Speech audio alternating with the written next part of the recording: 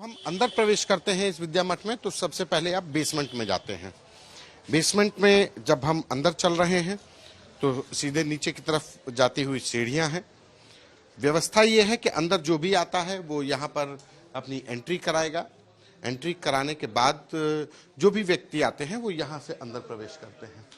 अंदर आने के बाद ये एक रास्ता बना हुआ है, दूसरे जो गेट से भी ये रास्ता अंदर प्रवेश करता है। और यहाँ से जब हम अंदर जाते हैं तो अंदर प्रवेश करके सीधे एक गैलरी है। ये गैलरी है, ये बाहर से अगर कोई जाता है ऊपर तो ये ऊपर का रास्ता लेकिन बंद है और ये अंदर गैलरी है। ये गैलरी ये सीधे चली जाती है अंदर की तरफ, ये सीधे सामने है ये। और ये दूसरी तरफ ये शंकराचार्य जी का जो पूजन स्थल है, जो रोज उनकी पूजा होती है, जो लोग मिलने आते हैं उन लोगों से मुलाकात करते हैं। यहाँ पर दिन भर वो यहीं बैठते भी हैं स्वामी मुक्तेश्वरानंद। और उसके बाद जब हम सीधे चलते हैं यहाँ से सीधे आपको जो शीश महल है या कहा जाए कि शीशे का जो कहा गया ये शीशे का है।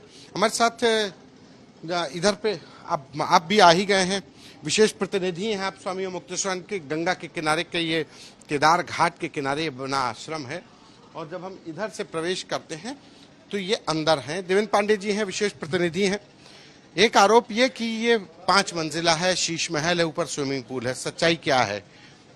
जब आप मठ में प्रवेश करते हैं तो मठ में प्रवेश करते हुए जब आप आए हैं महाराज जी आगे तो ये दोनों तरफ आपने ये देखा, ये शीश महल है।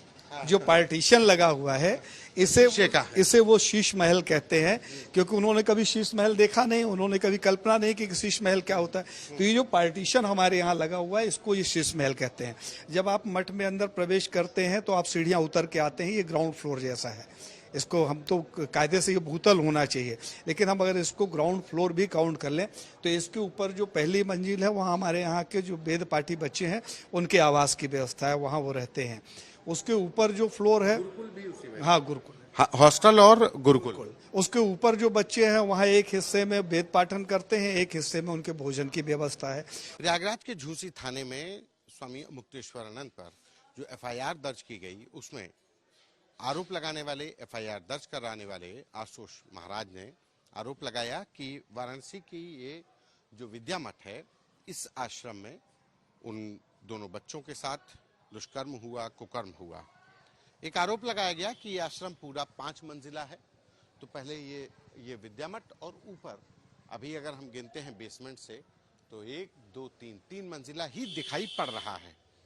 अगर हम बेसमेंट को जोड़ देते हैं तो इस तरीके से, लेकिन अंदर की क्या स्थिति है अंदर से ही हम देखते हुए चलते हैं। क्योंकि जब हम अंदर प्रवेश करते हैं इस विद्या मठ में तो सबसे पहले आप बेसमेंट में जाते हैं। बेसमेंट में जब हम अंदर चल रहे हैं तो सीधे नीचे की तरफ जाती हुई सीढ़ियां हैं। व्यवस्था ये है कि अंदर जो भी आता है वो यहाँ पर अपनी एंट्री कराएगा। एंट्री कराने के बाद जो भी व्यक्ति आते हैं वो यहाँ से अंदर प्रवेश करते हैं। अंदर आने के बाद ये एक रास्ता बना हुआ है, दूसरे जो गेट से भी ये रास्ता अंदर प्रवेश करता है। और यहाँ से जब हम अंदर जाते हैं तो अंदर प्रवेश करके सीधे एक गैलरी है। ये गैलरी है, ये बाहर से अगर कोई जाता है ऊपर तो ये ऊपर का रास्ता लेकिन बंद है और ये अंदर गैलरी है। ये गैलरी ये सीधे चली जाती है अंदर की तरफ, ये सीधे सामने है ये। और ये दूसरी तरफ ये शंकराचार्य जी का जो पूजन स्थल है, जो रोज उनकी पूजा होती है, जो लोग मिलने आते हैं उन लोगों से मुलाकात करते हैं। यहाँ पर दिन भर वो यहीं बैठते भी हैं स्वामी मुक्तेश्वरानंद। और उसके बाद जब हम सीधे चलते हैं यहाँ से सीधे आपको जो शीश महल है या कहा जाए कि शीशे का जो कहा गया ये शीशे का है। हमारे साथ इधर पे आप भी आ ही गए हैं, विशेष प्रतिनिधि हैं आप स्वामी मुक्तेश्वरानंद के। गंगा के किनारे के ये केदार घाट के किनारे बना आश्रम है। और जब हम इधर से प्रवेश करते हैं तो ये अंदर हैं। देवेंद्र पांडे जी हैं, विशेष प्रतिनिधि हैं। एक आरोप ये कि ये 5 मंजिला है, शीश महल है, ऊपर स्विमिंग पूल है, सच्चाई क्या है?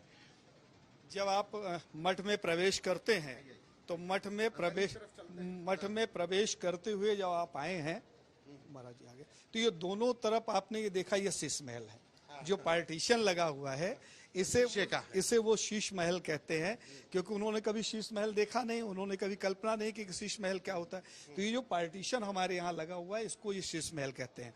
जब आप मठ में अंदर प्रवेश करते हैं तो आप सीढ़ियाँ उतर के आते हैं, ये ग्राउंड फ्लोर जैसा है। इसको हम तो कायदे से ये भूतल होना चाहिए, लेकिन हम अगर इसको ग्राउंड फ्लोर भी काउंट कर लें तो इसके ऊपर जो पहली मंजिल है वहाँ हमारे यहाँ के जो वेद पाठी बच्चे हैं उनके आवास की व्यवस्था है, वहाँ वो रहते हैं। उसके ऊपर जो फ्लोर है, हाँ गुरुकुल, हॉस्टल और गुरुकुल। उसके ऊपर जो बच्चे हैं वहाँ एक हिस्से में वेद पाठन करते हैं, एक हिस्से में उनके भोजन की व्यवस्था है। उसके ऊपर का जो हिस्सा है वो हमारा शंकराचार्य भगवान जो द्विपीठाधीश्वर थे, तो भेजा है हर्ष को, तो उसके ऊपर जो हमारे द्विपीठाधीश्वर थे उनका सत्संग हाल था, जहाँ वो बैठकर सत्संग करते थे। इतना बड़ा ही आश्रम है।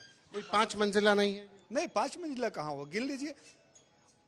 पर स्विमिंग पूल, जो द्विपीठाधीश्वर शंकराचार्य जी थे उनको घुटनों में तकलीफ थी। घुटनों में तकलीफ के कारण डॉक्टर ने कहा था कि उनको वॉकिंग करना है 3 किलोमीटर कम से कम, तो वॉकिंग कर नहीं सकते थे, शरीर भारी था। तो एक इतना बड़ा हौदा जैसा बनाया गया था जिसमें वो बैठ के अपने हाथ पांव को चलाते थे। उनके ब्रह्मलीन होने के बाद उसमें हमारे यहाँ के जो रद्दी कागज हैं, जो दूसरे सामान है, जो यूजलेस है, उसमें भरे हुए हैं, उसका कभी उपयोग नहीं हुआ। तो ये 5 मंजिला भी नहीं है, शीश महल भी नहीं है। जी, वो सब आपके सामने। तो क्या आरोप लग रहा है?